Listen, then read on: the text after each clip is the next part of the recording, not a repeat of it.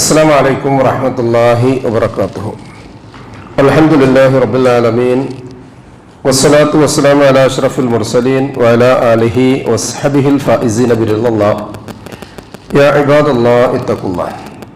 وعن أبي سعيد الخدري رضي الله عنه عن النبي صلى الله عليه وسلم: إن الدنيا حلوة خضرة فإن الله مستخلفكم فيها فينظر كيف تعملون فاتقوا الدنيا واتقوا النساء فإن أول فتنة بني إسرائيل كانت في النساء.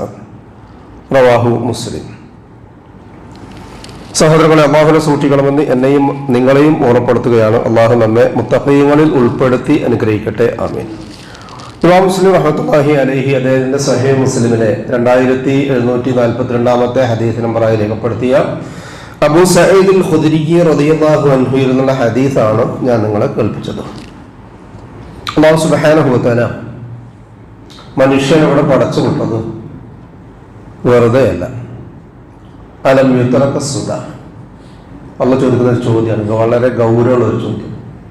നിങ്ങളെ ഞാൻ വെറുതെ സൃഷ്ടിച്ചതാണ്, വെറുതെ വിട്ടേക്കും എന്ന് നിങ്ങൾ വിചാരിക്കുന്നുണ്ടോ? അഫഹസിബ്തും അന്നമാ ഖലഖനാകും അബസ വ അന്നകും ഇലൈനാ ലാ തുർജഊൻ.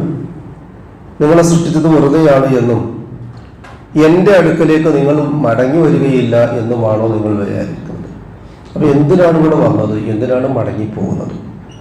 അള്ളാഹുവിനെ ഇബാദത്ത് ചെയ്യാനെന്ന് ഖുർആൻ മറ്റൊരു ഭാഗത്ത് അള്ളാഹു പറഞ്ഞത്, വമാ ഖലഖതുൽ ജിന്ന വൽ ഇൻസ ഇല്ലാ ലിയഅ്ബുദൂൻ. എന്നെ ആരാധിക്കാൻ വേണ്ടിയാണ് മനുഷ്യനെയും ജിന്നിനെയും ഇവിടെ സൃഷ്ടിച്ചത് എന്നാണ്. പക്ഷെ ആ ലക്ഷ്യബോധം മറന്നുകൊണ്ടാണ് മനുഷ്യൻ ജീവിക്കുന്നത്. ഇബാദത്തുകളൊക്കെ അങ്ങനെയുള്ള ലക്ഷ്യബോധത്തിലേക്ക് തിരിച്ചു കൊണ്ടുവരാനും ഉള്ള ഈമാൻ ബലപ്പെടുത്താനുമാണ്. വിശേഷിച്ചും പരിശുദ്ധമായ റമദാൻ. അത് കഴിഞ്ഞ 11 മാസം എങ്ങനെയെങ്കിലുമൊക്കെ ജീവിച്ചിട്ട് പിന്നെ ഒരു മാസം കൊണ്ട് നന്നാകാനുള്ളതല്ല. ഒരു മാസം കൊണ്ട് നന്നായിട്ട് ഇനി 11 മാസം എങ്ങനെയെങ്കിലും ജീവിക്കാനുള്ളതുമല്ല. മറിച്ച് ആയുഷ്കാലത്തിന്റെ ഇടയിൽ അഴുക്ക് പറ്റിയ ജീവിതത്തെ സംശുദ്ധമാക്കുവാൻ വേണ്ടി അല്ലാഹു സുബ്ഹാനഹു വ തആല അവന്റെ അടിമകൾക്ക് ആണ്ടിൽ ഒരു പ്രാവശ്യം നൽകുന്ന അനുഗ്രഹീതമായ മാസത്തിന്റെ പേരാണ് റമദാൻ. അതുകൊണ്ട് തന്നെ ഈമാൻ ദുർബലപ്പെട്ടു പോകാതിരിക്കാൻ കൂടുതൽ ജാഗ്രത കാണിക്കേണ്ടുന്ന സമയവും സന്ദർഭവും കൂടിയാണ് ഇത്. എന്നാൽ ദുർബലപ്പെടുത്തുന്ന പല ഘടകങ്ങളുണ്ട് എന്ന് അല്ലാഹു സുബ്ഹാനഹു വ തആല ഖുർആനിൽ കൂടി തന്നെ പഠിപ്പിക്കുന്നുണ്ട്. പരിശുദ്ധ ഖുർആനിലെ 3-ാം അധ്യായം സൂറത്ത് ആൽ ഇംറാനിലെ 14-ാമത്തെ ആയത്ത് അല്ലാഹു ഒരു ഉദാഹരണമായിട്ട് നമ്മൾ എടുക്കുകയാണെങ്കിൽ 8 കാര്യങ്ങളാണ് സബബുകളായി നിശ്ചയിക്കപ്പെട്ടത്.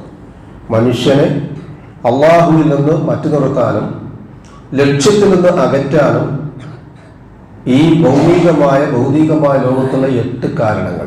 സയ്യിന ലിന്നാസി ഹുബ്ബു ശഹവാതി മിനൻ നിസാഇ വൽ ബനീൻ വൽ ഖനാതീരിൽ മുഖന്തറതി മിനൽ ദഹബി വൽ ഫിദ്ദ വൽ ഖൈലിൽ മുസവ്വമ എന്ന് തുടങ്ങി അള്ളാഹു പറയുന്ന 8 കാര്യങ്ങൾ. അതിൽ പ്രഥമ സ്ഥാനത്ത് അള്ളാഹു വെച്ചത് സ്ത്രീകളെയാണ്, പിന്നെ മക്കളെയാണ്, പിന്നെ അട്ടിയിട്ടതും കൂമ്പാരമായി കൂട്ടിയതുമായ ഭൗതികമായ സ്വത്തിനെയാണ്, ലക്ഷണമൊത്ത കുതിരയെയാണ്, നാൽക്കാലികളെയാണ്, കൃഷിയെയാണ്. എന്നിട്ട് അള്ളാഹു പറഞ്ഞു, അള്ളാഹു ഇൻദഹു ഹുസ്നുൽ മആബ്. അള്ളാഹുവിന്റെ അരികിലുള്ളതാണ് ഏറ്റവും നല്ല മടങ്ങി വരവിനുള്ള അവസരം എന്ന് പറഞ്ഞു. അപ്പൊ ഇങ്ങനെയുള്ള ഈ ജീവിതത്തിൽ നിന്ന് മനുഷ്യനെ ചെറു സൂക്ഷ്മത കുറവ് കൊണ്ടും ജാഗ്രത കുറവ് കൊണ്ടും വലിയൊരു ദുരന്തത്തിലേക്ക് കൊണ്ടുപോയിടാനുള്ള കാരണമായിട്ട് ഇവയെ എണ്ണി.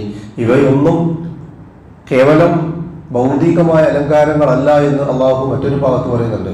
യാ അയ്യുഹല്ലദീന ആമനൂ ഇന്ന മിൻ അസ്വാജികും വദുരിയാതികും അല്ലെങ്കിൽ ദുരിയതികും ഫിത്ന ഫഹദറൂ.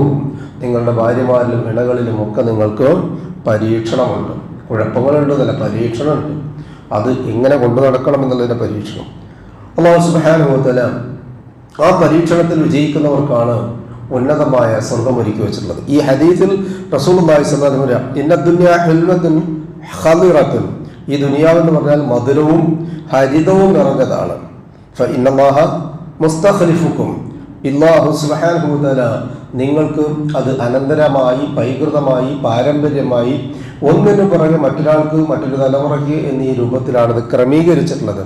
ഫയൻദുർ കൈഫ തഅമലൂൻ. എന്നിട്ട് അവൻ നിങ്ങൾ എന്ത് പ്രവർത്തിക്കുന്നു എന്നതിനെ സംബന്ധിച്ച് വളരെ കൃത്യമായി നിരീക്ഷിക്കുകയും ചെയ്യുന്നു, പരിശോധിക്കുന്നു. ഫത്തഖുദ്ദുന്യ, നിങ്ങൾ ഈ ദുനിയാവിനെ സൂക്ഷിക്കണം.